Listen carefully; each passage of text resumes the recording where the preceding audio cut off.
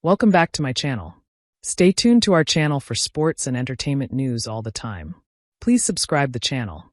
Naoya Inoue dominates Murodjon Akhmadaliev to set up title defense in December. Given what took place hours earlier in Las Vegas, there was little that Naoya Inoue could do to further advance, or even hold his previous place, in the mythical pound-for-pound rankings. The unbeaten four-division and reigning 122 pounds champion proceeded to do what was directly in his control: deliver another world-class performance. Inoue retained his undisputed junior featherweight crown after a victory over former unified titleist Murodjon Akhmadaliev.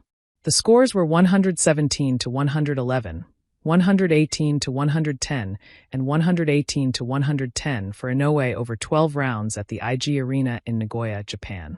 The bout capped a title fight triple-header, but also trailed a historic moment produced by Terence Crawford's dethroning of Saul Canelo Alvarez to claim the undisputed 168 pounds crown on Saturday evening. The significance of the bout was that Crawford was ranked one spot lower than Inoue in many pound-for-pound rankings, and both were behind undisputed heavyweight king Alexander Usyk.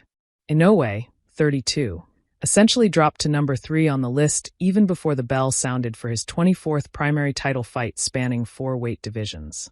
To add to the occasion, the event boasted the ringside presence of unbeaten 3-division champ Junto Nakatani, who is on course for a potential clash with Inoue sometime next spring. Inoue immediately worked his jab and established the pace against Uzbekistan's Akhmadaliev, who started slowly before he let his hands go late in the round.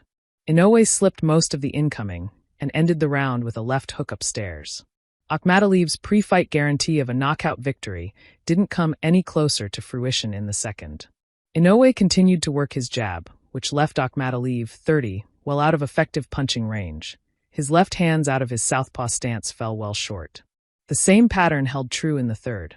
Inoue worked the jab and also established his straight right hand to the body. Akhmadaliev was forced to play defense as Inoue's perpetual motion continued to cause fits.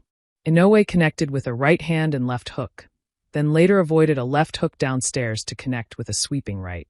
Akhmadaliev marginally closed the gap in the fourth, courtesy of his right jab. Most of the Uzbek's best moments, however, were buried by Inoue's flair to both initiate and finish the majority of their exchanges.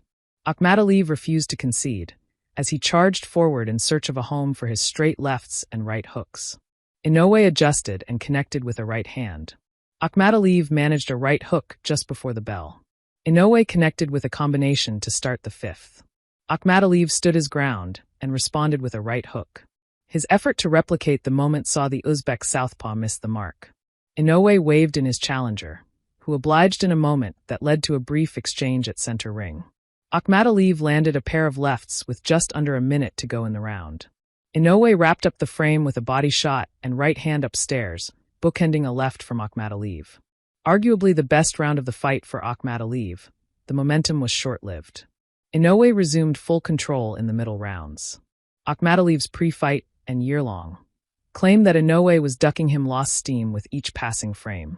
Inoue controlled the pace and rarely allowed Akhmadaliev an opportunity to land anything big, even when directly in the line of fire.